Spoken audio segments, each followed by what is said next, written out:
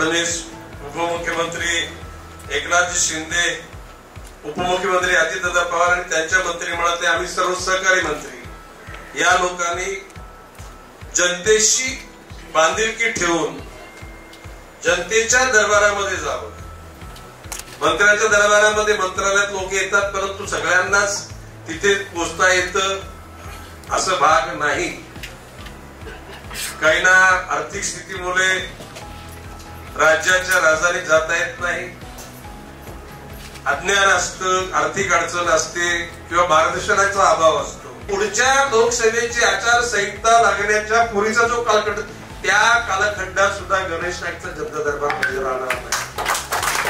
जिल्हा परिषदा, नगरपालिका, महापालिका एवढ्यासाठी हे दरबार नाहीत किंवा स्वतःचा गवगावा करून घेण्यासाठी दरबार नाही. ही जनसामान्याला हायसं वाटलं पाहिजे, जनसामान्याचा श्वास मोकळा आला पाहिजे. आज फक्त काय 200 प्रकरण शिल्लक, 700 प्रकरण किती झाली? 220 शिल्लक. ती पण भावाभावांची प्रॉब्लेम्स राहिलेले आहेत, काही कागदपत्राची अपूर्ती राहिलेली आहे. आणि म्हणून मी एकच सांगतो की ज्या दिवशी जनता दरबारात कोणी येणार नाही त्या दिवशी गणेश नाईक जिंकला. काय म्हणतो मी? जनता दरबार पुकारलेला आहे पण एकही अर्ज घेऊन आलेला नाही. असंच पाहिजे का लोक?